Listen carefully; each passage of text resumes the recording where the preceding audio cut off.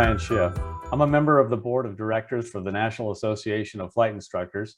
Welcome to this edition of the NAFI 10 Question Challenge, the online video series where we ask successful flight instructors 10 questions and find out how their experience as flight instructors has contributed to their personal and professional successes.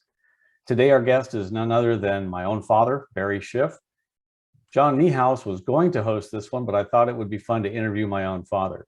His accomplishments include, and this is in addition to breeding and raising an upstanding member of the aviation community, being a notable aviation author, speaker, world record holder, yada, yada, yada. Welcome, Dad. How you doing? Well, son, how are you? I'm hanging in there. Don't you have like all the CFI ratings? Yeah, I do. All of the ones you can get.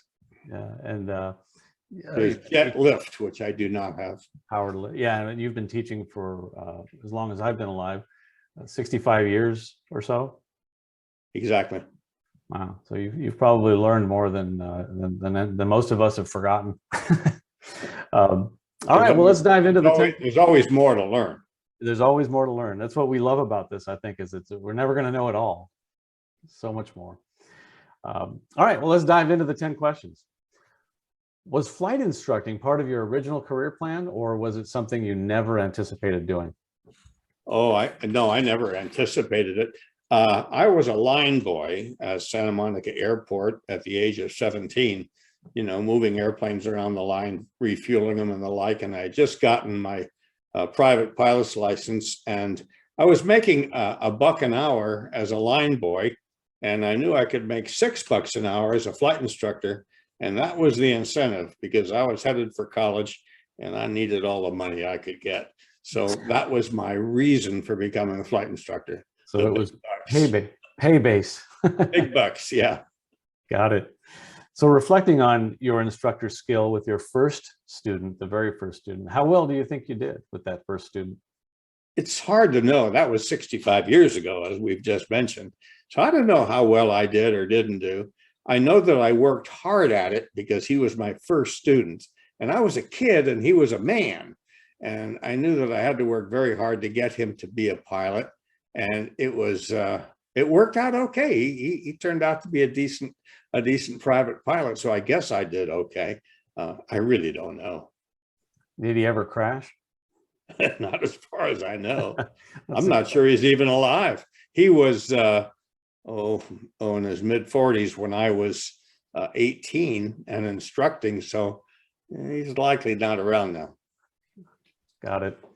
So most of us have had an instructor mentor who helped learn the ropes. Who was yours, and what was the most meaningful thing that they taught you?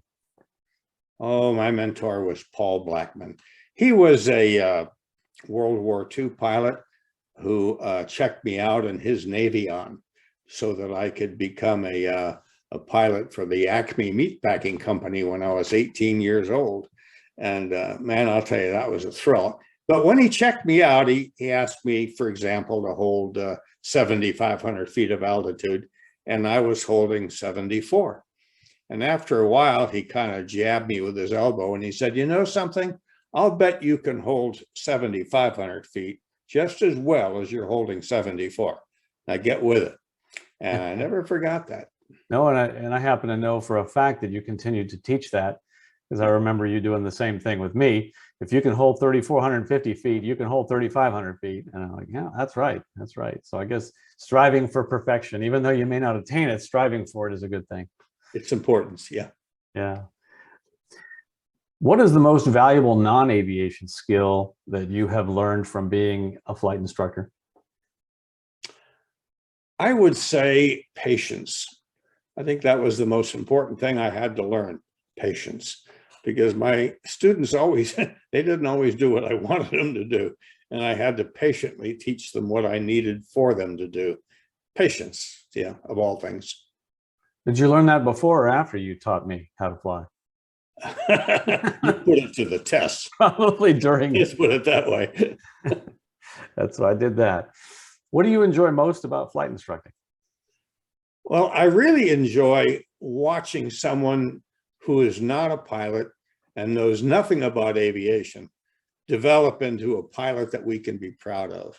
I really enjoyed the evolution of a student into a full-blown pilot. I really like that. It was very gratifying. Yeah, I've enjoyed the same thing, watching, turning a passenger into a pilot and transferring the responsibility, the outcome of the flight from the right seat to the left seat.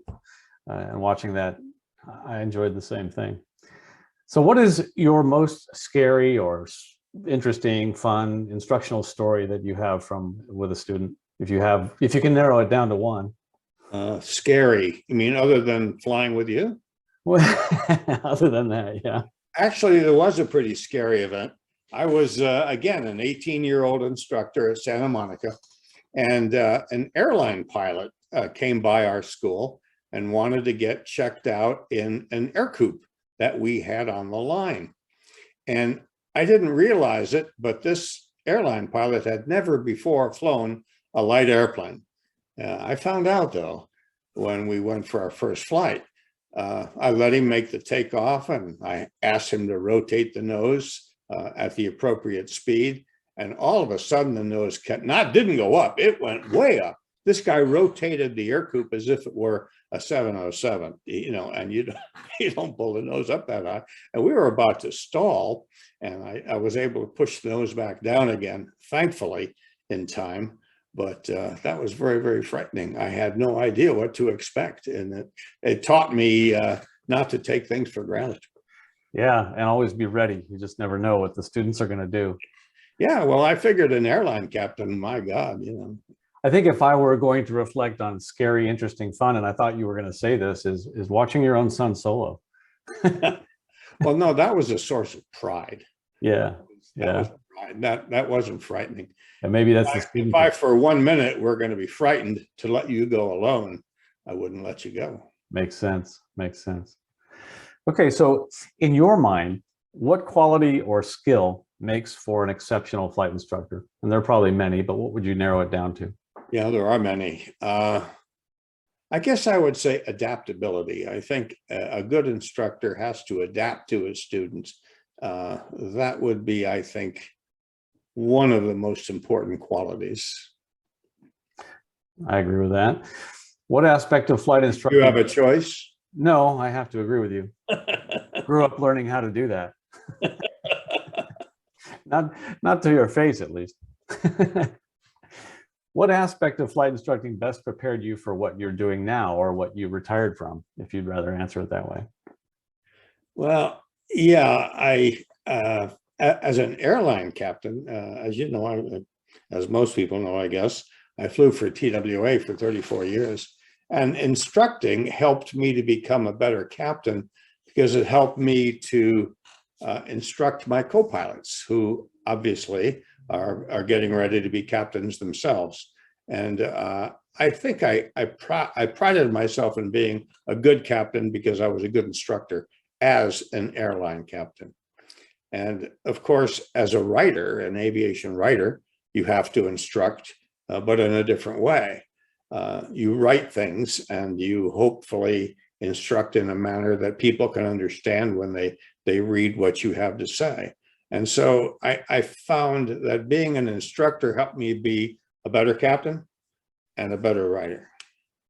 It makes sense. And if memory serves, you got into writing by writing topics for your students to help them understand certain topics. Isn't that right? No, that's correct. A long, long time ago. Long time ago. How did you utilize your time as a flight instructor to transition into what you did professionally, or what you professionally do now? Well, the way I became a better pilot, which is what I like to think I do better now, and a better writer, was I was constantly studying. There was not an aviation book around that I didn't read. I was a voracious reader, trying to absorb and soak up all I could learn, so that hopefully when somebody asked me a question, I could answer it. Yeah, it makes me think, and I remember doing the same thing, reading all these books, but now there's just so much to read online and it's unvetted, whereas a published book was vetted and you got it, it seemed like more authoritative, but now you can go online and find all kinds of articles and blogs and things written by anybody, totally unvetted. And I think student pilots, all pilots need to be careful about what they read. You don't know what to believe these days. It's so true. Right, right. So finally, if you could give a new instructor, and there are a lot of new instructors nowadays, one piece of advice for success in the profession as a flight instructor, what would it be? I think one of the most important things for a flight instructor is not to fake it. A student is going to ask you a lot of questions as he learns to fly, and he'll ask things you may not know. Don't fake it. When he asks you a question and you don't know the answer, be honest and say, you know, I really don't know, but I'll find out for you and I'll let you know tomorrow or the next day or whenever the lesson's going to be. But you'll gain more respect that way, and you'll make him a safer pilot. Yeah, I think it also lends to your credibility if you do that, because it makes the student understand that you're not giving answers off the cuff, that if you say, I don't know, I'm going to look it up and get back to you, then they know they're going to get a correct answer. Correct. Yeah. All right. Well, that's great. Thank you very much for joining us and answering the 10 questions on NAFI's 10 question challenge. We'll look for you on something in the future. You take care. All right. You too. Talk to you later. I'll see you for dinner. Okay. Bye-bye. Bye.